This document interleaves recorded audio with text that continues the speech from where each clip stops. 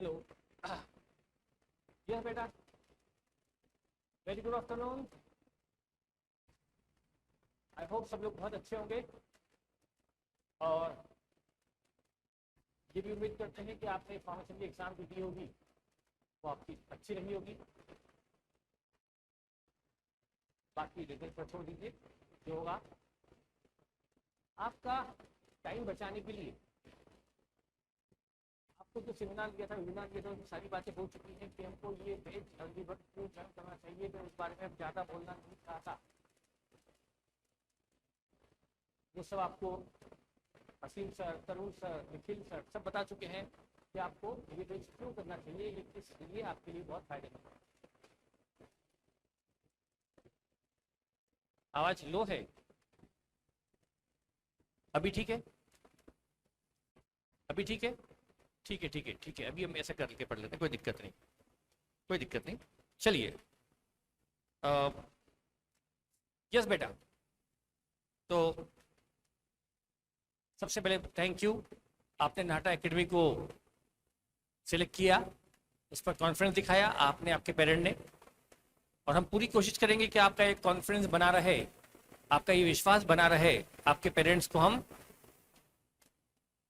कोशिश करके, हमारे पूरे एफर्ट्स करके 100% दे करके ये प्रूव करने की कोशिश करेंगे कि आपने सही सिलेक्शन किया है। बेटा नंबर ऑफ ईयर एक्सपीरियंस किसी काम का नहीं। मैं 40 साल से पढ़ा रहा हूँ या 30 साल से, वो आपके लिए मायने नहीं रखता। मैं आज ये है कि मैं कितने भी साल से पढ़ा रहा हूँ, वैसे तो मैं 30 साल से पढ़ा रहा हूँ, लेकिन इंपॉर्टेंट ये है कि मैं आपको कैसा पढ़ाता हूँ, वो इंपॉर्टेंट है। हर पेज हमारे लिए एक चैलेंज होती है और हम उस चैलेंज को पूरा करने की पूरी कोशिश करेंगे। और अभी नहीं, आपके एग्जाम तक हम आपके साथ रहेंगे। कोर्स खत्म होने के बाद और एग्जाम के पहले तक हम आपके साथ पूरी तरह से बने रहेंगे। हम नहीं, सारी मतलब मैं नहीं, सारी फैकल्टीज। आप व्हाट्सएप पर डाउट पूछ सकते हैं और हम उसको आपको सेम डे रिप्लाई करेंगे। चलिए तो बेटा, बेटा मेरा सब्जेक्ट है जो मैक्सिमम बच्चों का होता है फेवरेट, और वो सब्जेक्ट है अकाउंटिंग। बेटा अकाउंटिंग आपके लिए बिल्कुल नया तो नहीं है। जो कॉमर्स स्ट्रीम के हैं उन्होंने 11 में पढ़ा है, 12 में पढ़ा है और फिर सीए फाउंडेशन में पढ़ा है। और जो साइंस स्ट्रीम से आए हैं उन्होंने पढ़ा है, उन्होंने पढ़ा है सीए फाउंडेशन में। तो बेटा लेकिन मैं जब भी पढ़ाऊंगा, जो भी चैप्टर पढ़ाऊंगा, जीरो से पढ़ाऊंगा, ये मानते हुए कि हर स्टूडेंट बिल्कुल अ, हम मतलब एक रूट लेवल से स्टार्ट करेंगे और फिर अपर लेवल पे जाएंगे। आपको जब भी कुछ तकलीफ हो, कुछ प्रॉब्लम हो, आप मुझसे जरूर डिस्कस कीजिए। बेटा मुझे तो बड़ा अच्छा लगता है जब बच्चे डाउट पूछते हैं, मुझसे कनेक्ट होते हैं, तो मुझे बड़ा अच्छा लगता है कि बच्चा अच्छा है, नहीं समझ में आ रहा है तो समझने की कोशिश कर रहा है। ठीक है बेटा? हाँ, ठीक है बेटा। चलिए शुरू करें। शायद मेरे को ऐसे क्या बोलना पड़ेगा।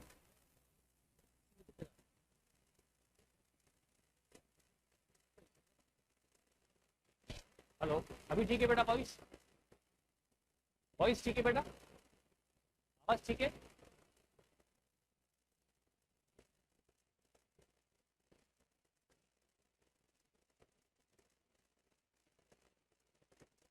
ठीक है।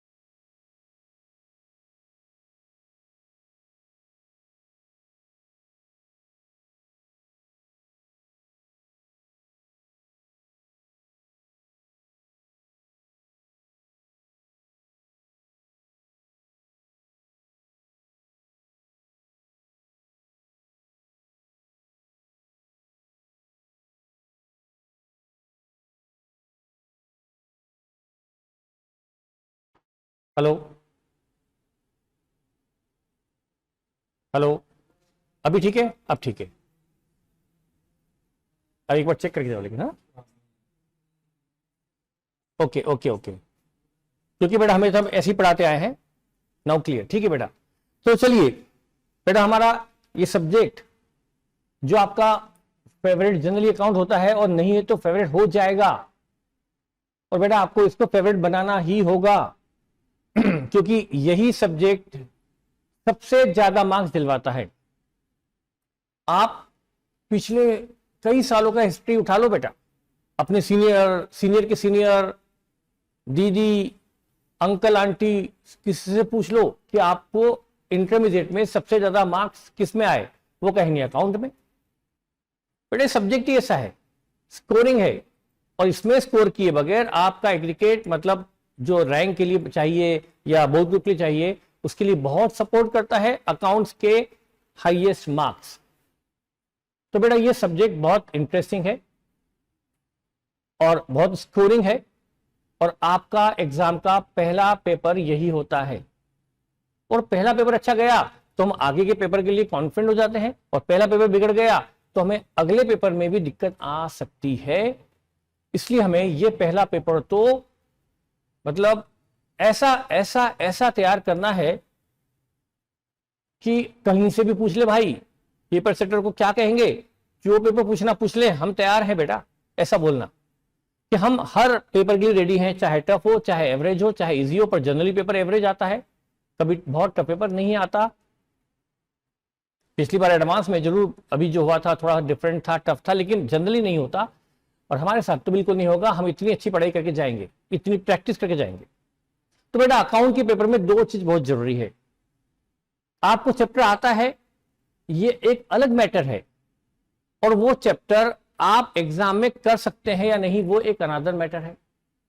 तो आप कहेंगे सर जब चैप्टर आता है तो फिर ये कौन सी बात होगी एग्जाम में होगा कि नहीं होगा? नहीं बेटा नहीं, आने के बाद भी एग्जाम में हो सकता है आपको आते सारे क्वेश्चन हो, लेकिन आप कर पाए उसमें से 80 मार्क का ही, स्पीड ही नहीं है, या कुछ प्रेजेंटेशन मिस्टेक कर दी, वर्किंग नोट गलत डाल दिए, वर्किंग नोट ठीक से नहीं बनाया, वर्किंग नोट नहीं बनाए, या कोई कमेंट नहीं लिखा, या कोई नोट्स या एजम्पशन नहीं लिखा,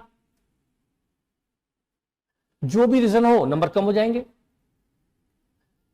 तो दो फ्रंट पर हमें लड़ना होगा। एक तो हमें चैप्टर पर ग्रिप चाहिए, नॉलेज चाहिए कि हमें हर चैप्टर की ग्रिप हो, और दूसरा एग्जाम में उसको हम 3 घंटे में पेपर सॉल्व कैसे करें, उसके लिए हमें जबरदस्त रिहर्सल, प्रैक्टिस पर प्रैक्टिस पर प्रैक्टिस चाहिए।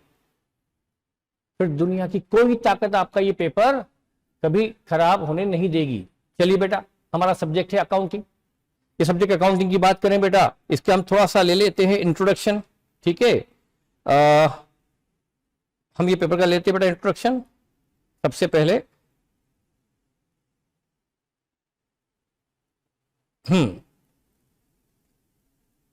यस बेटा, सबसे पहले बेटा आपका ये पेपर है अकाउंट्स का, इंटरमीडिएट लेवल पर अकाउंट। क्या? हाँ, पेपर नंबर 1 एग्जाम का पहला पेपर हमेशा होता है, इसलिए इसके लिए हमें बहुत अच्छे से प्रिपेयर होना जरूरी है, ठीक है बेटा। अब इसका बेटा क्या मार्क्स का एलोकेशन है वो देखिए। मतलब इसमें बेटा पहला क्वेश्चन या हम बात करेंगे 20 से 25% मार्क्स के तो इसमें होते हैं accounting standard, S accounting standard, जो आपको असीम त्रिवेदी सर पढ़ाएंगे। तो accounting standard theoretical practical mixed है, पर it is not my cup of T, ये आपको पढ़ाएंगे असीम सर। बेटा इसके बाद से शुरू होता है मेरा आपका फेवरेट सब्जेक्ट अकाउंटिंग। बेटा इसमें ये जो वेटेज है ये वेटेज जनरली आईसीआई फॉलो करती है। जनरली आईसीआई तो नहीं, उनके पेपर सेटर फॉलो करते हैं जनरली। एक्सेप्शनली कुछ हो जाता है, जैसे पिछली बार का एडवांस के पेपर में उन्होंने सारी धज्जियां उड़ा दी ये सब एलोकेशन की। तो ये कोई कंपलसरी नहीं है, पर हाँ जनरली इसको फॉलो किया जाता है। आपको 20 से 25 मार्क्स का जो बेटा रहेगा एलोकेशन ना, वो किसका रहेगा? मैं आज चैप्टर का बेटा दे रहा हूं इंट्रोडक्शन, बेटा इंट्रोडक्शन नंबर 1, जैसे हम चैप्टर के बारे में अभी पूरी पूरी तो हम चैप्टर नहीं पढ़ सकते। हाँ, इन्वेस्टमेंट बेटा पहला चैप्टर पढ़ेंगे, इन्वेस्टमेंट, मतलब इन्वेस्टमेंट एक चैप्टर है। हम गवर्नमेंट बॉन्ड खरीदते हैं, हम रिलायंस के शेयर्स खरीदते हैं, हम किसी कंपनी के डिवेंचर खरीदते हैं। तो हम जो खरीदने वाले हैं इन्वेस्टर, वो उस इन्वेस्टमेंट की अकाउंटिंग कैसे करता है वो पढ़ेंगे इस चैप्टर में, इन्वेस्टमेंट अकाउंटिंग। एक investor government bond, shares, preference share, debenture यदि खरीदता है तो वो अपने इन इन्वेस्टमेंट की अकाउंटिंग कैसे करे वो पढ़ेंगे इस चैप्टर, इन्वेस्टमेंट चैप्टर में। फिर बेटा है इंश्योरेंस क्लेम। किसी बिजनेसमैन के यहां फायर हो गई, आग लग गई, कोई फटाका फूट गया। वो फटाका मतलब वो वाला फटाका नहीं जो फटाका आप सोच के सोचते हो, फटाका वो वाला फटाका नहीं फूट गया, मतलब बम वाला फटाका फूट गया। और वो फटाका फूट गया या किसी ने सिगरेट जलाकर, अब जो भी हो बेटा, मैं क्या बोलूं, उसे कि आंख कैसे लगती है, या शॉर्ट सर्किट हो गया, आग लग गई, स्टॉक जल गया, तो उसका बीमा कंपनी से क्लेम कैसे लिया जाए, कितना लिया जाए। और दुकान 6 महीने, 2 महीने, 1 महीने, 1.5 महीने, 2 महीने सब अस्त व्यस्त रही, सेल ही नहीं हुई, सेल ना होने से प्रॉफिट का नुकसान हो गया, उसका क्लेम कैसे किया जाए, कितना किया जाए, कैसे किया जाए, वो हम सीखेंगे इस चैप्टर इंश्योरेंस क्लेम में। Claim for loss of stock, claim for loss of profit. फिर बेटा आता है हायर परचेज। यदि कोई एक व्यक्ति मशीन या कार या कोई भी फिक्स्ड एसेट खरीदता है हायर परचेज सिस्टम पर, हायर परचेज समझते हो ना, किस्तों पर, जिसमें ब्याज भी देना पड़ता है, इंटरेस्ट भी देना पड़ता है। तो यदि वो खरीदता है, जैसे किसी, फॉर एग्जांपल मैं एक बिजनेसमैन हूं, मुझे चाहिए डीजी सेट चाहिए, इलेक्ट्रिसिटी कट ऑफ हो जाए तो मेरी फैक्ट्री बंद ना हो, तो मुझे डीजी सेट चाहिए, वो 10 लाख का है, मेरे पास 10 लाख के फंड नहीं। तो उस डीजी सेट वाले ने कहा ठीक है आप 1 लाख दे जाओ, डीजी सेट ले जाओ, बाकी दे देना इंस्टॉलमेंट में। मैंने कहा ठीक है, मैं डीजी सेट ले आया, यूज करना स्टार्ट कर दिया, पर अभी मेरी ऑनरशिप नहीं हुई, वो हायर परचेज सेल है, उसमें मुझे इंस्टॉलमेंट देनी है विद इंटरेस्ट। उसकी अकाउंटिंग खरीदने वाला कैसे करता है, बेचने वाला कैसा करता है, वो हम पढ़ेंगे चैप्टर हायर परचेज में। इजी चैप्टर है, छोटा सा और इजी। इसका वेटेज 20 से 25% मार्क का है। इसको आप प्रायोरिटी पे प्रिपेयर करना बेटा। ये तीनों चैप्टर निहायत ही बहुत ही इजी है और बहुत ही छोटे छोटे चैप्टर, इतने छोटे छोटे हैं कि बहुत जल्दी ही प्रिपेयर हो जाते हैं और बहुत जल्दी रिवाइज हो जाते हैं। इसमें ज्यादा कॉन्सेप्ट भी नहीं है, ज्यादा टिपिकल भी नहीं है, कुछ वेराइटी भी नहीं है। जो हम पढ़ेंगे उससे बाहर तो क्वेश्चन आ ही नहीं सकता, इम्पॉसिबल उससे बाहर क्वेश्चन आ जाए। इसलिए ये चैप्टर आप बहुत अच्छे से तैयार करके जाना बेटा, आपके 20 से 25% मार्क तो ऐसे ही आ जाएंगे। ठीक है बेटा। अब अगला है बेटा 20 से 25% मार्क का वेटेज। बेटा ये 20, मिनिमम 20 हो गया और मैक्सिमम 25 हो गया, उसके बीच में कुछ भी हो सकता है। अब बेटा देखो, इसमें है डिपार्टमेंटल। आपने देखा होगा बेटा, जैसे डिपार्टमेंटल स्टोर तो आपने सुना ही है, जैसे रिलायंस के होता है ना, रिलायंस स्टोर होता है, बिग बाजार होता है। बेटा ये जो है सभी डिपार्टमेंटल स्टोर हैं, अलग अलग डिपार्टमेंट, ये शूज डिपार्टमेंट, ये कॉस्मेटिक डिपार्टमेंट, ये फुटवेयर डिपार्टमेंट, ऐसे अलग अलग डिपार्टमेंट होते हैं। तो एक ऑर्गेनाइजेशन के यदि वेरियस डिपार्टमेंट हैं तो उनकी अकाउंटिंग वो कैसे करेगा, वो पढ़ेंगे चैप्टर डिपार्टमेंटल में। अगला है ब्रांच। एक ऑर्गेनाइजेशन की अलग अलग प्लेस ऑफ बिजनेस है, मुंबई ब्रांच, लखनऊ ब्रांच, कानपुर में भी बिजनेस है। एक ही बिजनेस, वो मतलब जैसे इंदौर में भी हेड ऑफिस है, मुंबई, लखनऊ, कानपुर में उनकी अलग प्लेस ऑफ बिजनेस है, तो वो अलग प्लेस ऑफ बिजनेस को क्या कहेंगे, ब्रांच हो गई वो। तो ब्रांच की अकाउंटिंग कैसे करते हैं वो भी हम पढ़ेंगे। ये थोड़ा सा टेक्निकल, थोड़ा सा लेंदी चैप्टर है। और फिर है बेटा इसमें मेरा सबसे ज्यादा फेवरेट, सिंगल एंट्री। कैसे बनता है ट्रेडिंग पीएनएल बैलेंस शीट, ये तो आप जानते हैं, लेकिन वही ट्रेडिंग पीएनएल बैलेंस शीट बनाने के लिए इंफॉर्मेशन निकालना बहुत इंटरेस्टिंग होता है। क्वेश्चन ने सेल ही नहीं दी, सेल निकालो। क्वेश्चन ने क्लोजिंग कैश बैंक नहीं दिया, वो फाइंड आउट करो। क्लोजिंग स्टॉक नहीं दिया, फाइंड आउट करो। क्लोजिंग डेटा नहीं दिया, वो निकालो। क्लोजिंग ऐसे अननोन, ओपनिंग कुछ डेटा अननोन है, कुछ क्लोजिंग अननोन है, कुछ परचेज अननोन है, कभी सेल अननोन है, वो अननोन डेटा जनरेट करके कैसे बनाया जाए ट्रेडिंग पीएनएल बैलेंस शीट, ये हमें पढ़ना है। Single entry, accounts from incomplete record. मेरा मानना है कि ये चैप्टर तो पेपर सेटर का सबसे फेवरेट रहा है। 3 अटेम्प्ट में से 2 में तो आना पक्का है, तीनों में आ जाए कोई बड़ी बात नहीं, पर 3 में से 2 में तो आता है पक्का है। इतना इंपॉर्टेंट है single entry accounts from incomplete record. तो बेटा जैसे ये 20 से 25% मार्क्स में आपको ज्यादा ध्यान किस पे देना चाहिए, सिंगल एंट्री पर, और उसके बाद डिपार्टमेंट पे, और सबसे लास्ट में ब्रांच पर, क्योंकि ब्रांच थोड़ा टेक्निकल एंड लेंदी है।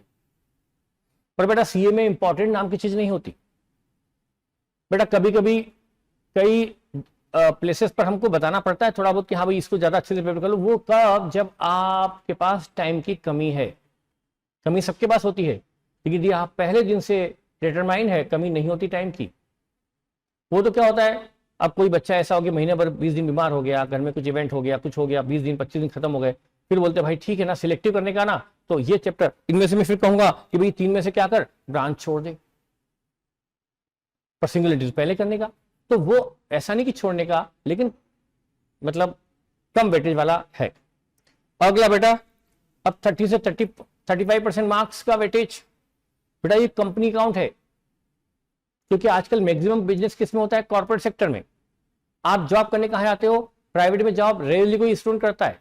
जॉब कहां जाओगे, किसी बड़ी कंपनी में, तो आपको वहां की अकाउंटिंग आना चाहिए ना, आपको आना चाहिए कॉर्पोरेट अकाउंटिंग, क्योंकि आप या तो प्रैक्टिस करोगे या फिर जॉब में जाओगे। जॉब करोगे जनरली किसी बड़ी ऑर्गेनाइजेशन में, जो कंपनी होगी, वो प्राइवेट लिमिटेड हो या लिमिटेड हो या जो भी हो, एलएलपी हो, लेकिन वो होगी कंपनी। तो वहां की अकाउंटिंग कैसे होती है वो हमको पढ़ाना है। उसके लिए देखा, एक कंपनी अपना फाइनेंशियल स्टेटमेंट यानी पीएनएल बैलेंस शीट कैसे बनाती है आपको आना चाहिए। ऊपर सिंगल एंट्री में क्या पढ़ेंगे, trading PNL balance sheet of proprietary and partnership with unknown data, लेकिन यहां पढ़ेंगे ट्रायल बैलेंस से कैसे किसी कंपनी की ट्रेडिंग पीएनएल बैलेंस शीट बनाई जाए। ये हो गया फाइनेंशियल स्टेटमेंट ऑफ कंपनी। उसके बाद आता है cash flow statement. Cash flow statement तो पढ़ा होगा ना बेटा, कब पढ़ा था, 12 में पढ़ा था। ओके, मैं बच्चा जो फेस टू फेस उससे बात कर रहा हूं। तो बेटा ये आपने पढ़ा था 12th में शायद, जो साइंस स्ट्रीम से हैं उन्होंने नहीं पढ़ा। क्या है बेटा इसमें साइंस से कोई है साइंस स्ट्रीम से, कौन है, आयुषी चोरसिया, आयुषी, स्नेहा, सृष्टि, सुजय, अदनान, जसकिरत, शुभम, शुभ, निकिता, और यार बहुत सारे बच्चे हैं, मजा आ गया। मतलब मुझे उन बच्चों को पढ़ाने में ज्यादा अच्छा लगता है जिनको कुछ नहीं आता। जिनको आता है ना वो बीच बीच में उचकते हैं, हमें तो आता है, हमें तो आता है, आता कुछ नहीं। केश फ्लो बोलेंगे हमें तो आता है, पर मैं बताऊंगा कुछ नहीं आता। मैं तो बढ़ाऊंगा 0 से, जैसे आपको कुछ नहीं आता, और आप भी ये मान के चलना कि हमें कुछ नहीं आता, ठीक है। तो कैश फ्लो स्टेटमेंट भी एक बहुत ही इंपॉर्टेंट चैप्टर है।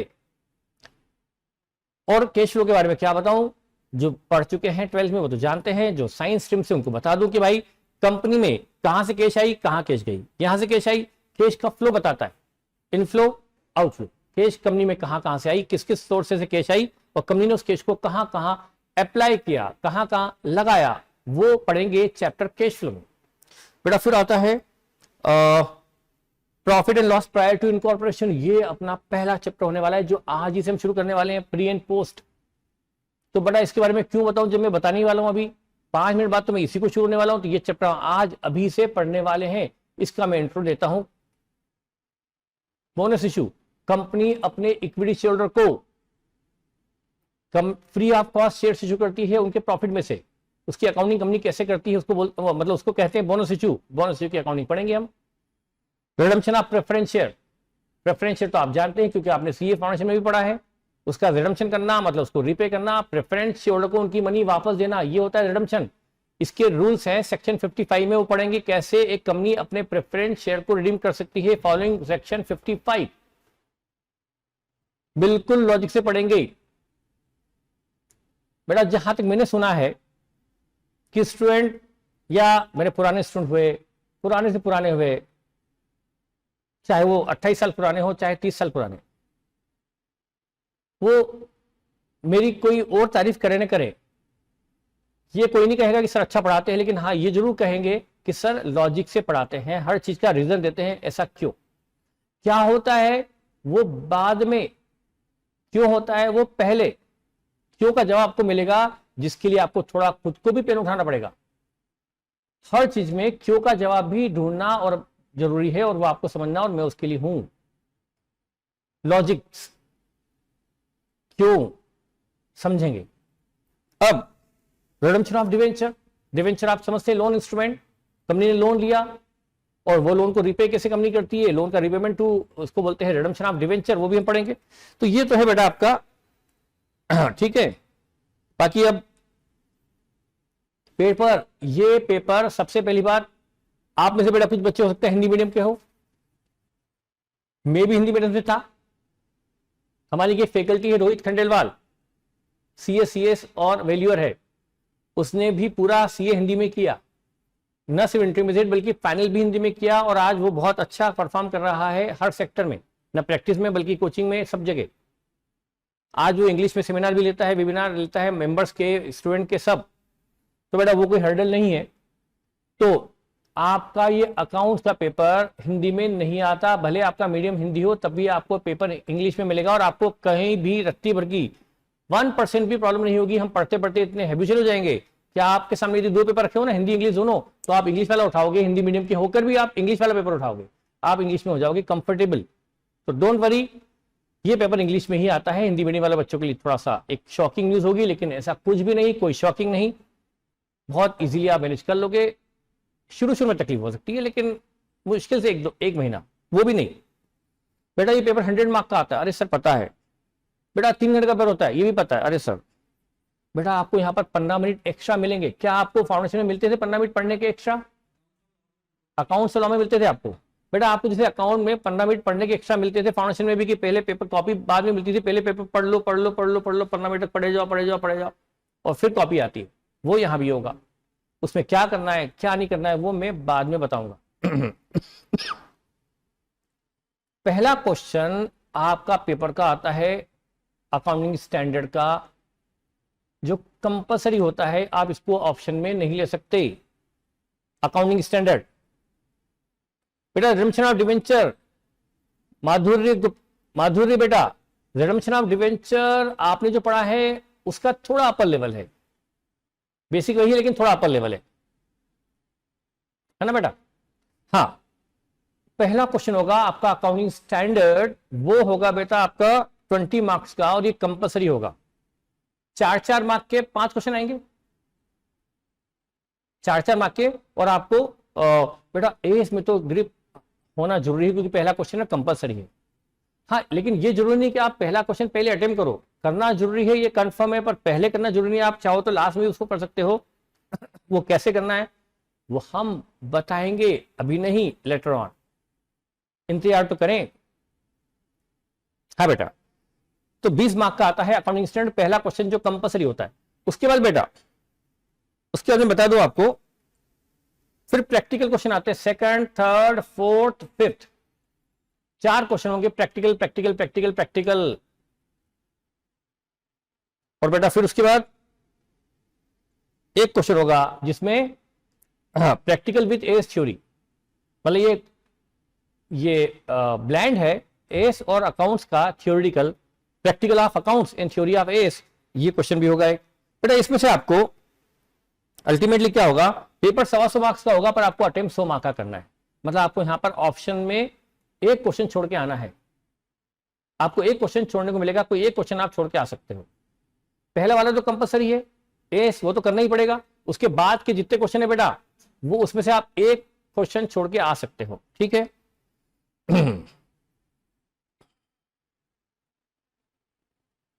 ठीक है बेटा, हाँ हो,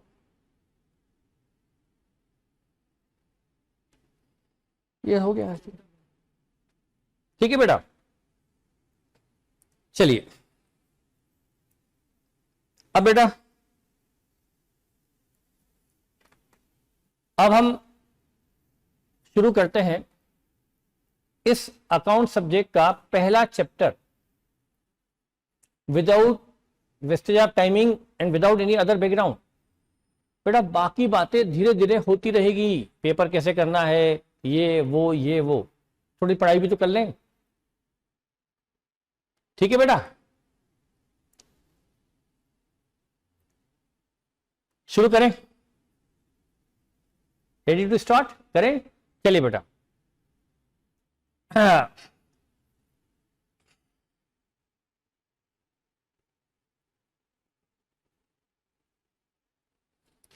सबसे पहले मेरी राइटिंग के बारे में ये कहूंगा कि वो कुछ डिफरेंट है, वो इंटरनेशनल लेवल की है, इसलिए आपको समझ में नहीं आएगी, धीरे धीरे आएगी। शुरू में आपको पढ़ने के लिए बहुत ताकत लगानी पड़ेगी, सर ने क्या लिखा है, लेकिन धीरे धीरे आपको आदत हो जाएगी। और आदत ऐसी होगी कि फिर आपको मेरी राइटिंग ही समझ में आएगी, अच्छी वाली किसी की नहीं आएगी। पर बेटा मेरी राइटिंग के आप मजाक नहीं उड़ा सकते। मेरा मजाक उड़ाना, राइटिंग का मतलब आईसीआई का मजाक उड़ाना, क्योंकि आईसीआई ने इसी राइटिंग से मुझे सीए बनाया है। हमारा पहला चैप्टर है, शॉर्ट में उसको बोलते हैं प्री एंड पोस्ट। ये इसका नाम है जो हम इन शॉर्ट बोलते हैं प्री पोस्ट। पर इसका पूरा नाम तो ये नहीं है ना, पूरा नाम है प्रॉफिट और loss prior to and post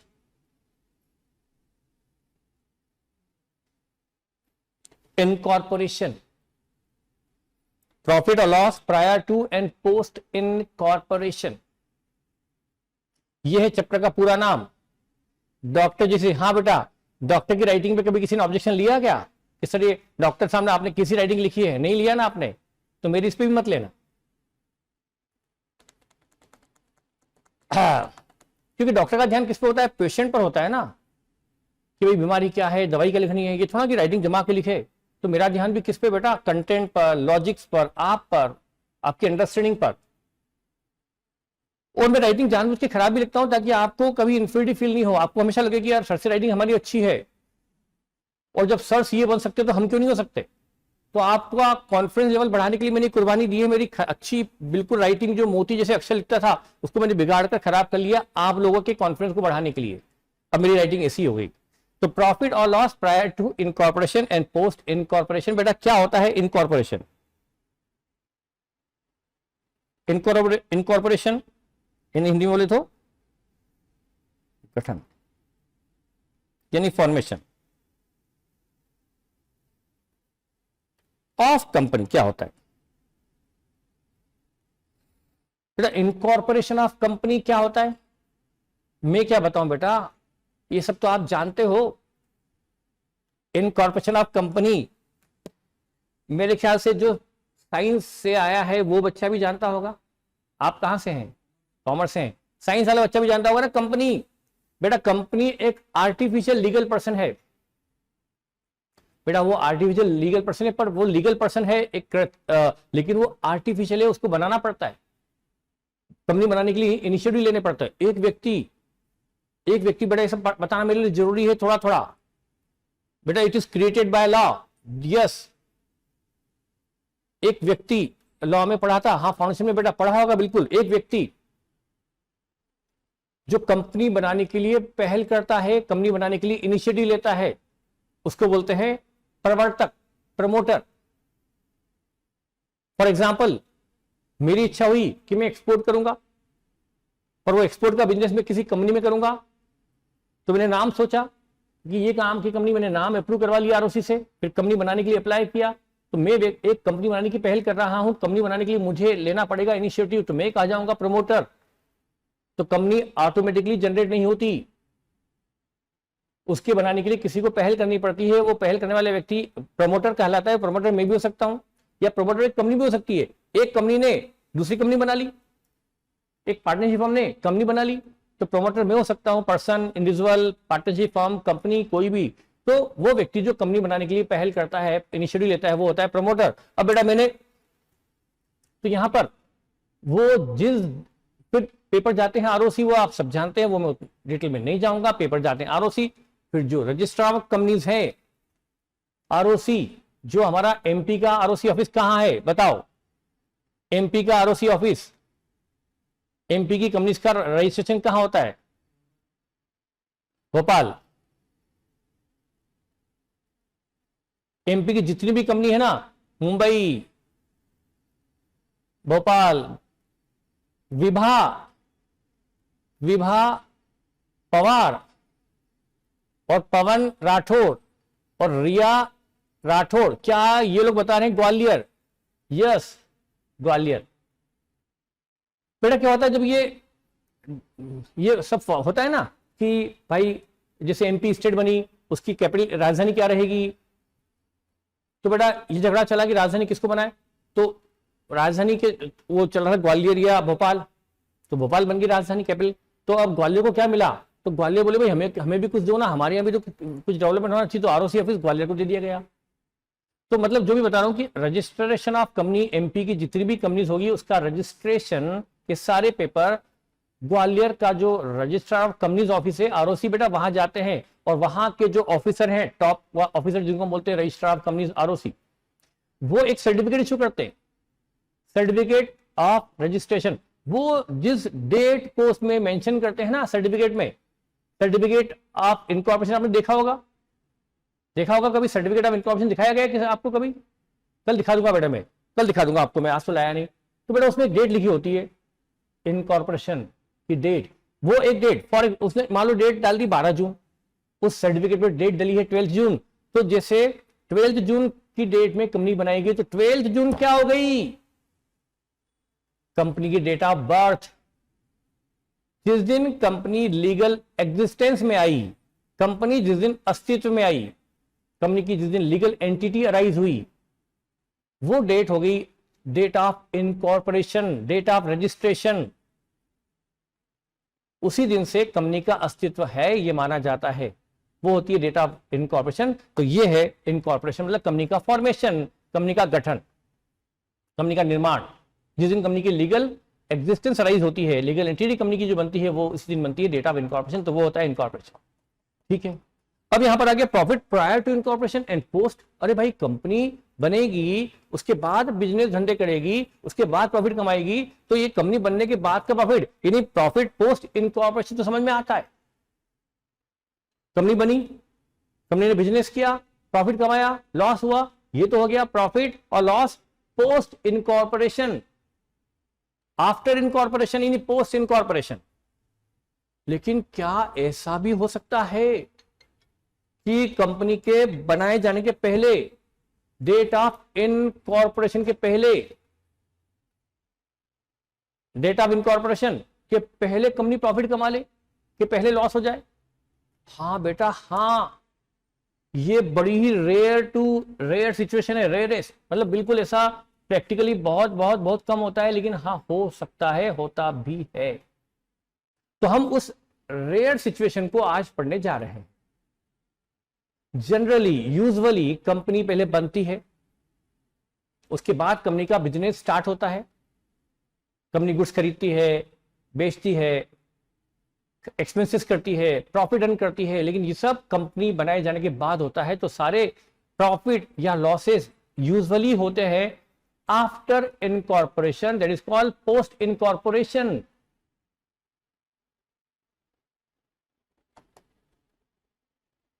O positive company rare, O positive rare क्या है? ओ पॉजिटिव तो सबसे ज्यादा मिलता है मेरे ख्याल, सबसे मैक्सिमम तो, हाँ ओ नेगेटिव रेयर होता है बेटा हुसैन भाई, ओ नेगेटिव रेयर होता है, ओ पॉजिटिव तो सबका, शायद मेरा भी ओ पॉजिटिव होगा शायद, पता नहीं मुझे बेटा, मैं भूल गया। चलो तो मैं क्या बोल रहा था, हाँ हम पढ़ने जाएंगे। तो बेटा कंपनी बनने के बाद होता है प्रॉफिट, वो है पोस्ट इनकॉर्पोरेशन, तो वो तो हम जानते हैं, प्रॉफिट और लॉस पोस्ट इनकॉर्पोरेशन। ये प्रायर टू इनकॉर्पोरेशन, प्रॉफिट और लॉस प्रायर टू इनकॉर्पोरेशन, ये है रेयर सिचुएशन। अब बेटा ये कब आती है मैं बताता हूं। मैं इसका एक आपको कुछ स्लाइड शो भी दिखा दूंगा, कोई ज्यादा तो इंपॉर्टेंट नहीं है, फिर भी दिखा दूंगा। जैसे बेटा फॉर एग्जाम्पल बेटा क्या हुआ, आज डेट क्या है? 5th ऑफ अगस्त। अच्छा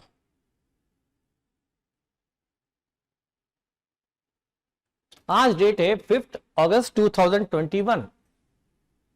बेटा आज क्या हुआ, मेरा मूड बना या मुझे लगा कि मुझे एक ऐसा प्लेटफॉर्म जहां से ऑनलाइन सेल होती है, प्रोडक्ट की ऑनलाइन सेल होती है, ऑनलाइन सेल का एक प्लेटफॉर्म, वो मुझे वो बिजनेस करना है कि मैं ऑनलाइन सेल करूंगा।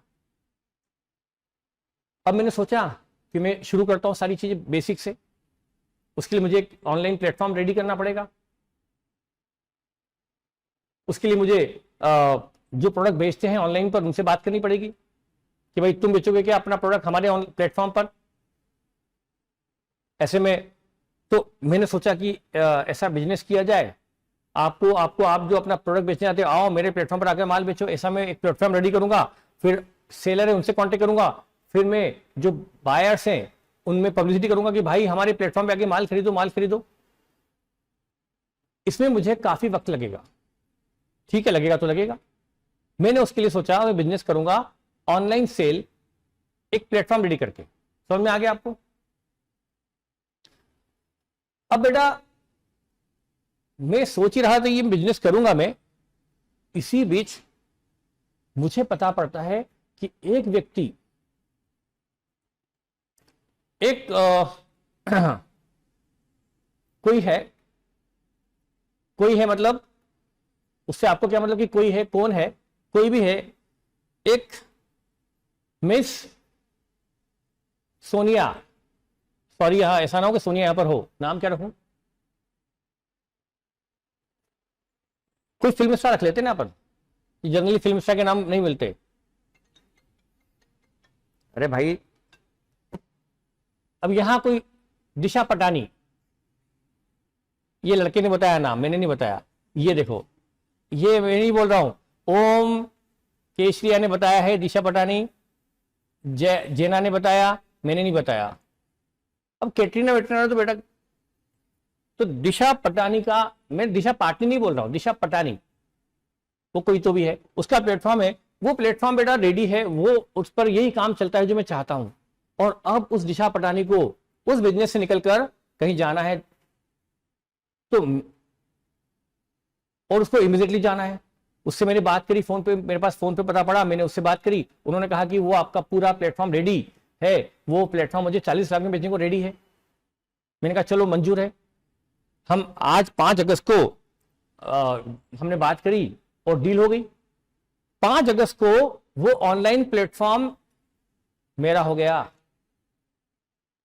वो दिशा पटानी वहां से हट गई, उसको मैंने पेमेंट पूरा भले ना किया और 2 लाख 4 लाख टोकन, लेकिन हाँ डील हो गई। और वो बिजनेस हैंडओवर आज ही करके रवाना हो गई कनाडा। फिर क्यों हो गई मुझे पता नहीं। अब बिजनेस मेरा, पर मैंने कहा यार ये बिजनेस जो मैं खरीद तो लिया, पर मेरे पास, मैं ये बिजनेस किसी कंपनी में चलाना चाहता हूं, प्रोप्राइटरी में नहीं। तो मैंने इधर क्या करा, कंपनी बनाने के लिए अप्लाई किया। कंपनी कोई तुरंत बनती है क्या? आज सोचा आज कंपनी बन जाएगी? नहीं बेटा, नाम अप्रूव करवाऊंगा, फिर उसके बाद नाम अप्रूव होकर आएगा, उसके बाद मैं कंपनी में रजिस्ट्रेशन के लिए डॉक्यूमेंट फाइल करूंगा। आपने पढ़ा होगा ना, memorandum of article, memorandum of association, ये सब फाइल करूंगा, फिर आरओसी से परमिशन, बेटा टाइम लगेगा ना। तो मैंने कंपनी बनाना शुरू कर दी, पर कंपनी बनी नहीं। पर मैंने बिजनेस तो आज खरीद लिया ना, 5 अगस्त को बिजनेस खरीद लिया, और आज मेरी सब सेट बिजनेस मुझे मिल गया, रेडी बिजनेस मिल गया, सप्लायर रेडी है, कस्टमर रेडी है उस प्लेटफॉर्म पर, और मेरी तो आज से ही सेल चालू हो गई। 5 अगस्त से मैंने बिजनेस खरीदा और बिजनेस शुरू भी हो गया।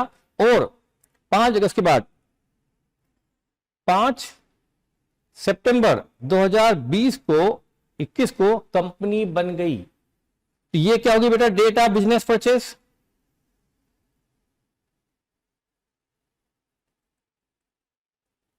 ये होगी बेटा डेट ऑफ बिजनेस परचेस।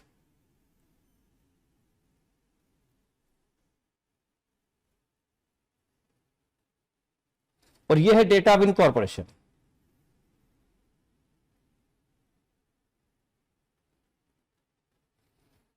और बेटा इसके बाद 31 मार्च 2022, ये हो गया ईयर एंड, ये हो गया ईयर एंड। बेटा ये बिजनेस कंपनी में आ गया। अब और मैंने जब खरीदा तब से मेरे माइंड में था कि मुझे बिजनेस मेरे लिए नहीं, इस कंपनी के लिए खरीदा। मैंने बिजनेस खरीदा किसके लिए? मेरे लिए नहीं, एज ए प्रोप्राइटर नहीं, बल्कि कंपनी के लिए खरीदा था। इस माइंड से था मैं, क्योंकि बेटा मेरे पास तो है ना, इस बिजनेस को खरीदने के लिए मैं तो बिजनेस स्टार्ट कर रहा था, धीरे धीरे जमाने वाला था, पर 40 लाख का अचानक डील आ गया। 40 लाख, 40 करोड़, 400 करोड़, जैसी भी डील हो बेटा, मान लो मैं इसको 40 लाख को 40 करोड़ कर दूं, तो चलो मैंने 40 करोड़ की डील मान ली, और मेरे पास 50 लाख से ऊपर है नहीं, और डील मैंने कर ली 40 करोड़ की।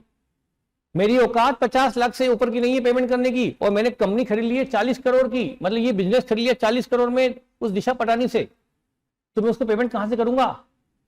पेमेंट के लिए क्या बनाऊंगा? कंपनी में पब्लिक इशू लाऊंगा, उससे शेयर इशू करूंगा, पब्लिक से मनी आएगी, उस मनी से मैं 40 करोड़ का पेमेंट करूंगा उस दिशा पटानी को।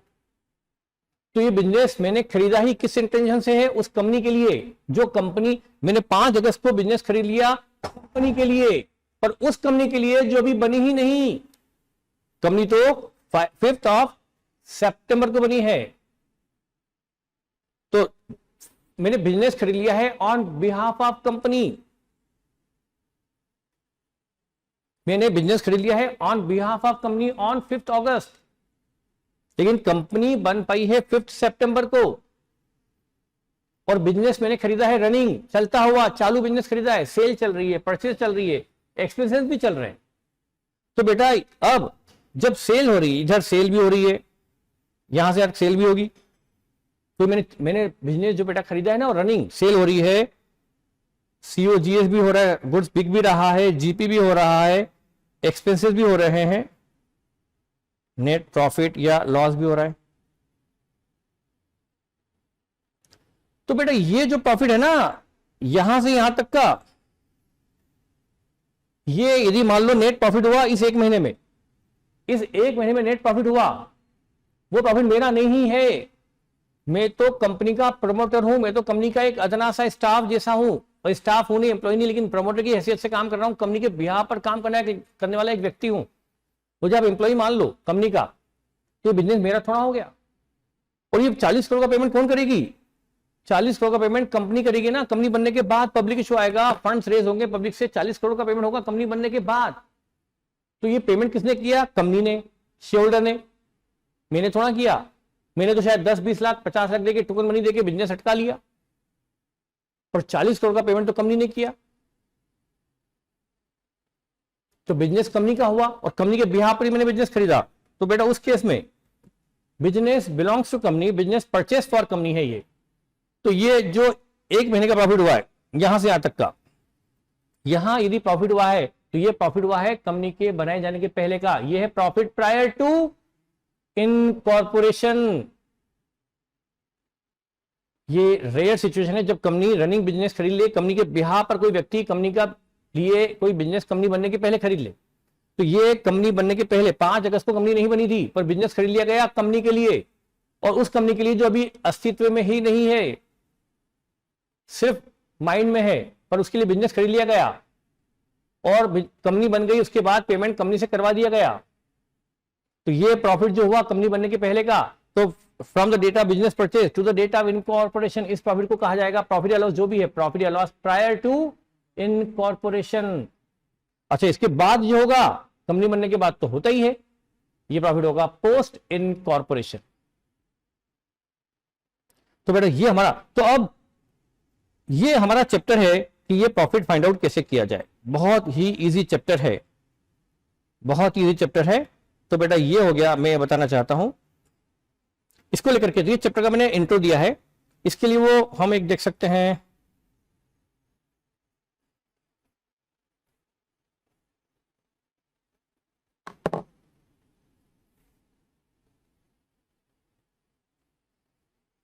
हाँ बेटा pre and post.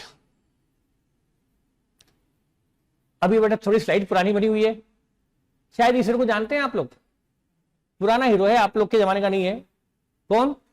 Sanjay Dutt. अच्छा, आप लोग इतने पुराने हीरो को भी जानते हो, मतलब आप सोचो आप कितने फालतू हो। 20-25 साल पुराने हीरो का भी नाम पता है ना तुमको, पढ़ाई के अलावा सब पूछ लो। हाँ भाई, संजय दत्त, उसके लिए बहुत अच्छे बाल थे ऐसे लंबे लंबे, पर ये हो गया होगा। बेटा आपको पता है ये बीच में सरकारी मेहमान थे, पता है ना आपको? उसके बाद ये मान लो आते हैं, आने के बाद इनको तुरंत तो फिल्में मिलती नहीं है, सोचते हैं क्या करें भाई, पैसा तो है पर कुछ बिजनेस तो करना पड़ेगा, फिल्में तो मिल नहीं रही अभी। तो उन्होंने अपने फ्रेंड को फोन लगाया कि भाई मुझे बिजनेस करना है। अब आपको पता है ना ये फेमस काहे के लिए था, अब सुनाइए बेटा काहे के लिए फेमस है ये, मतलब बदनाम था। वो गन वन रखी थी उसने और वो कुछ नहीं, उसके अलावा इसकी हैबिट्स में ये शायद ड्रग्स एंड ड्रग वाइन पता नहीं क्या है, मुझे नहीं पता है, सुना था। तो बेटा अब ये सोचता है कि बिजनेस कौन सा करूं, तो ये अगरबत्ती बनाने का बिजनेस तो करेगा नहीं, तो क्या बनाएगा भाई, लिकर बनाएगा, टर्न वाली लिकर बिजनेस में आना भाई साहब, इसको लिकर प्लांट डालना है, दारू बनाना है। दारू मतलब हिंदी वर्ड है, इंग्लिश में क्या बोलेंगे आप, जो बोलना चाहो, जो आप जानते हो। इसके फ्रेंड को बुलाता है, भाई आजा अपन बैठ के डिस्कस करते हैं, मुझे कुछ बिजनेस करना है। तो इसका फ्रेंड तो क्या बोलता है, इसका फ्रेंड आगे सजेस्ट करता है, एक नाम और सुना होगा आपने, विजय माल्या, जो अभी लंदन बैठे ना, बैंकों का पैसा लेकर के फुर्र हो गए लंदन। उनकी एक कंपनी थी किंगफिशर, और उसकी शायद आपको ध्यान होगा, जब वो किंगफिशर कंपनी थी तो हर साल एक कैलेंडर निकालता था, वो शानदार कैलेंडर होता था, पता नहीं आप लोग को, तो आप छोटे बच्चे थे। हाँ, वो कैलेंडर उसने अब बंद कर दिया, पता करना आप। और इसका बेटा था सिद्धार्थ मालिया, और सिद्धार्थ मालिया की गर्लफ्रेंड कौन थी,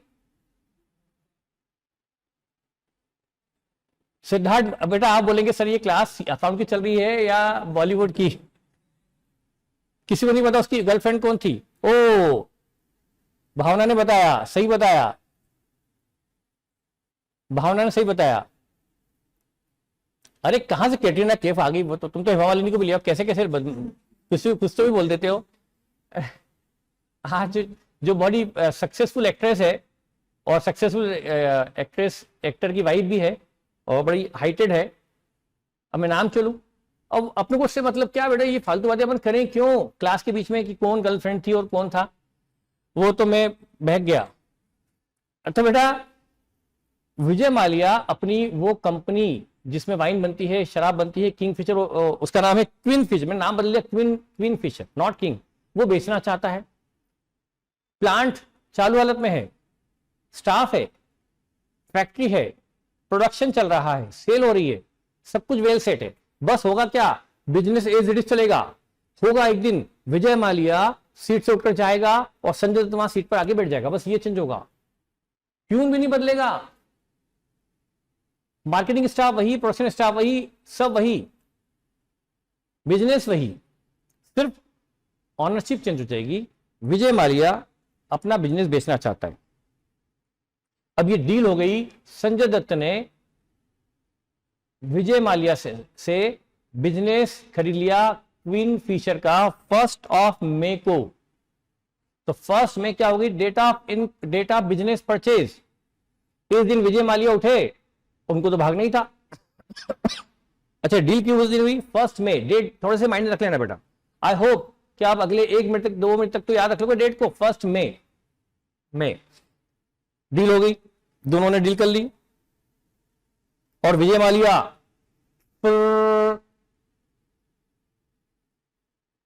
लंदन चले गए।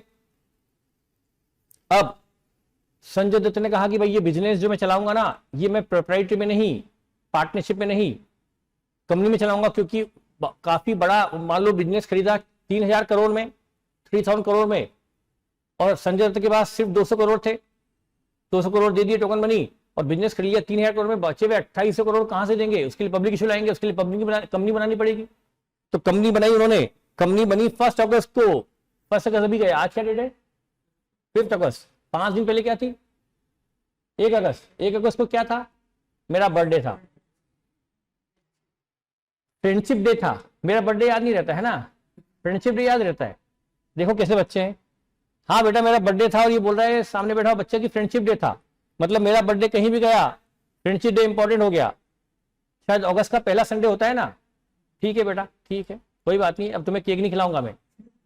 तो 1 अगस्त को बेटा कंपनी बन गई, तो 1 मई को बिजनेस खरीद लिया बिजनेस चल रहा है, प्रोडक्शन चल रहा है, सेल चल रही है, प्रॉफिट हो रहा है, लॉस हो रहा है, सब हो रहा है। तो फर्स्ट में मई जून 2 महीने बिजनेस चलता रहा ऑन बिहाफ ऑफ कंपनी। ये संजय दत्त का बिजनेस नहीं है। जून और जुलाई, 1 अगस्त को कंपनी बन गई ना, मई जून जुलाई, हाँ 3 महीने। हाँ सॉरी बेटा, या इधर फेस्टिवल बच्चे ने सही मुझे सही कर दिया, आप भी बोल रहे हैं। हेतवी ने बताया 3 महीने, हाँ 3 महीने हो गया बेटा। 3 महीने बिजनेस कंपनी बनाने में टाइम लग गया। अब संजय दत्त की कंपनी है, टाइम लग गया होगा, और उसी ने परमिशन देने के पहले 10 बार सोचा होगा क्या करें क्या करें। कंपनी बनाई, लेकिन कंपनी बनी 1 अगस्त को। मई जून जुलाई 3 महीने। और बेटा ये बिजनेस संजय दत्त का है ही नहीं। वो 3,000 करोड़ संजय दत्त कहां दे रहा है, वो तो सिर्फ 200 करोड़ देके बैठा है या 50 करोड़ देके बैठा है, जो भी है। पेमेंट तो कंपनी करेगी, कंपनी के तो फिर कंपनी 1 अगस्त को बनी और पेमेंट अब कंपनी का पब्लिक इश्यू आएगा सितंबर अक्टूबर, जब भी है कंपनी फिर पेमेंट करेगी 3,000 करोड़ का, 28 करोड़ का। तो अल्टीमेटली संजय दत्त ने बिजनेस खरीदा ही कंपनी के बिहाफ पे था, तो ये बिजनेस कंपनी का ही माना जाएगा। तो ये प्रॉफिट भी किसके हुए 3 महीने के, मई जून जुलाई के प्रॉफिट जो हुए प्रायर टू इनकॉर्पोरेशन, ये भी कंपनी के हुए ना। तो ये हो गया प्रॉफिट प्रायर टू इनकॉर्पोरेशन। अब आप कहेंगे सर ये तो समझ में आ गया, ये प्रॉफिट क्या होता है प्रायर टू इनकॉर्पोरेशन और क्या होता है पोस्ट इनकॉर्पोरेशन, पर सर ये प्रॉफिट अलग निकालते क्यों हैं? ये मैं बताऊंगा, ये प्रॉफिट अलग अलग क्यों निकालते हैं। कंपनी बनने के पहले के प्रॉफिट का यूजेज अलग है और कंपनी बनाए जाने के बाद का प्रॉफिट का यूजेज अलग है। कंपनी बनी है 1 अगस्त को, उसके पहले का प्रॉफिट कंपनी को मिलता जरूर है, वो कंपनी का ही होता है, वो कंपनी को मिलता भी है, लेकिन कंपनी उस प्रॉफिट को शेयर होल्डर में डिस्ट्रीब्यूट नहीं कर सकती। वो प्रॉफिट डिविडेंड के लिए अवेलेबल नहीं है। भाई तुम लोग शेयर होल्डर हो, तुम लोग कब आए मैदान में बताओ? तुम लोग कंपनी के इक्विटी शेयर होल्डर हो, तुम मैदान में कब आए? 1 अगस्त के पहले, 1 अगस्त के बाद? 1 अगस्त के बाद आए मैदान में। तुमने कैपिटल कब कंट्रीब्यूट की? 1 अगस्त के बाद। हाँ बेटा, यस 1 अगस्त के बाद आप लोग आए हैं मैदान में। कंपनी बनने के बाद पब्लिक इशू आया होगा, आपकी फंड आई होगी, तब पेमेंट हुआ होगा। आपने मनी कंपनी लगाई 1 अगस्त के बाद, आप शेयर होल्डर बने 1 अगस्त के बाद, आप ऑनर बने शेयर होल्डर 1 अगस्त के बाद। तो 1 अगस्त के पहले का प्रॉफिट आपको क्यों दे दूं भाई? पैसा तुमने लगाया 1 अगस्त के बाद, तुम्हारी कैपिटल इन्वेस्ट हुई 1 अगस्त के बाद, तुम ऑनर बने 1 अगस्त के बाद, तो अगस्त के बाद का प्रॉफिट तुम्हें मिलेगा ना। उसके पहले का प्रॉफिट क्यों दे दूं मैं? कंपनी लॉ भी यही बोलता है कि भाई इनको कंपनी बनने के पहले का प्रॉफिट मत दो। तो ये प्रॉफिट कंपनी की जेब में जरूर आएगा, कंपनी भी आपकी है, प्रॉफिट आपकी जेब में आएगा, आपकी कंपनी की जेब में आएगा, पर आपको डिस्ट्रीब्यूट नहीं होगा, क्योंकि कंपनी की सेपरेट लीगल एंटिटी है। आप अलग हैं, कंपनी अलग है, तो ये प्रॉफिट कंपनी के पास रहेगा, पर कंपनी उसके ऑनर शेयर होल्डर को डिस्ट्रीब्यूट नहीं कर सकती। ये कंपनी, ये प्रॉफिट जो प्रायर टू इनकॉर्पोरेशन है, ये डिविडेंड के डिस्ट्रीब्यूशन के लिए अवेलेबल कतई नहीं है। और क्यों नहीं, मैंने लॉजिक बताया है। ये तो एक्ट बोलता है कि profit prior to incorporation is not available for dividend, पर क्यों नहीं, इसका जवाब लॉ नहीं बोलता है। लॉ में लॉजिक नहीं लिखा होगा कि सेक्शन क्यों बनाए, पर हमको लॉजिक पता होना चाहिए कि सेक्शन क्यों बनाए, ये हम पढ़ क्यों रहे हैं। अभी समझ में आया? तो कंपनी बनने के पहले का प्रॉफिट क्योंकि डिविडेंड डिस्ट्रीब्यूशन के लिए अवेलेबल नहीं है, वो फ्री रिजर्व की कैटेगरी में नहीं आता, फ्री रिजर्व नहीं है, रिस्ट्रिक्टेड है। उसके यूजेस कंपनी लॉ ने बता रखे हैं कि आपके इसके ये यूज है, बस खत्म। तो फिर हमें ये प्रॉफिट चूंकि रिस्ट्रिक्टेड है, प्रतिबंधित है, तो इसकी फाइंडिंग अलग करना जरूरी होगी कि नहीं होगी। इस प्रॉफिट को निकालकर एक अलग अकाउंट में रखना पड़ता है, that is called capital reserve. ये जो प्रॉफिट है कंपनी बनने के पहले कहां बेटा वो प्रॉफिट पड़ा रहेगा कैपिटल रिजर्व में। उससे आप कैपिटल लॉस सेट अप करो, उससे फ्यूचर में बोनस शेयर इश्यू करो, उससे आप और भी चीजें हो सकती है, क्या क्या है मैं बताऊंगा। लेकिन वो डिविडेंड डिस्ट्रीब्यूशन के लिए अवेलेबल नहीं, वो शेयर होल्डर में बांटा नहीं जा सकता बाय चेक। कंपनी में रहेगा, दूसरे यूज में आएगा, पर शेयर होल्डर के घर वो प्रॉफिट नहीं पहुंचाया जाएगा। तो ये प्रॉफिट है कंपनी का, लेकिन वो शेयर होल्डर को डिस्ट्रीब्यूट करने के लिए अवेलेबल नहीं है, इसलिए इसको अलग से फाइंड आउट करके एक अलग अकाउंट में रखा जाता है, that is called capital reserve. तो profit prior to incorporation is a restricted profit, it is not a free reserve, it is not available for dividend as per the companies act. So it should be set aside in a separate account called capital reserve account. ये profit निकालकर एक अलग account में रखना जरूरी है। हाँ, company बन गई, आप शेयर होल्डर आ गए, आपने केवल कंट्रीब्यूट कर दी, अब आपको प्रॉफिट हुआ, भाई आपने पैसा लगाया। हाँ लॉस बता ओजस्विनी बेटा, हाँ लॉस के बारे में बताऊंगा मैं आपको, सब बताऊंगा, प्रॉफिट समझ में आ जाए फिर लॉस भी बताऊंगा। एक्सपेंसेस तो बेटा नेट प्रॉफिट की बात करें ना, एक्सपेंसेस तो घट गए ना, जीपी में से एक्सपेंस घट गए, नेट प्रॉफिट की बात हो रही है तो एक्सपेंस तो हो ही गए, है ना बेटा। लॉस भी बताऊंगा, ठीक है। रिस्ट्रिक्टेड रिजर्व हो जाएगा, हाँ बेटा, कैपिटल रिजर्व होगा, यस। तो चूंकि कंपनी बनने के पहले के प्रॉफिट और कंपनी बनने के बाद के प्रॉफिट का यूजेज एक ने अलग बता रखा है, बाद का प्रॉफिट फ्री रिजर्व की कैटेगरी में आता है, वो डिविडेंड के लिए अवेलेबल है, इसलिए दोनों प्रॉफिट को अलग अलग अकाउंट में रखा जाता है। कंपनी बनने के पहले का प्रॉफिट रखा जाता है कैपिटल रिजर्व में, और कंपनी बनने के बाद का प्रॉफिट रखा जाता है P&L अप्रोप्रिएशन में। कंपनी बनाए जाने के बाद का प्रॉफिट जो फ्री है, डिविडेंड के लिए अवेलेबल है, वो कहां रखा जाएगा? P&L अप्रोप्रिएशन, P&L अकाउंट में, वो फ्री है, उससे आप जब चाहे तब जितना चाहे उतना डिविडेंड डिस्ट्रीब्यूट कर सकते हो। आई होप आप डिविडेंड समझते हो ना, है ना। डिविडेंड मतलब प्रॉफिट का डिस्ट्रीब्यूशन, लाभांश, लाभ का अंश जो हम शेयर को डिस्ट्रीब्यूट करते हैं।